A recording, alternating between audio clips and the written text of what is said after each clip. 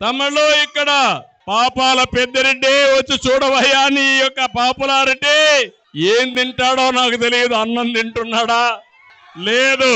ఉదయం అయితే ఇసుకే అల్పాహారం ఆయనకి, మధ్యాహ్న భోజనం మైన్స్ ఆయనకి, రాత్రి డిన్నర్ ఇరిగేషన్ ప్రాజెక్టులు.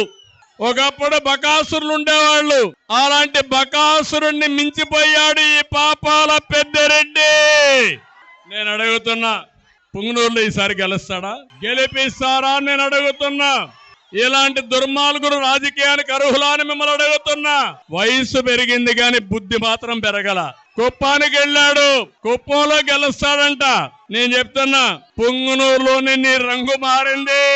పుంగనూరులో గెలిసే పార్టీ తెలుగుదేశం పార్టీ. నా దయాదాక్షిణ్యాల వల్ల గెలిచావు గాని ఇప్పుడు చూపిస్తా నా తడాక ఏంటో. నిన్ను ఎక్కడ పెట్టాలో పెట్టి చూపిస్తావని మరొకసారి హెచ్చరిస్తున్నా.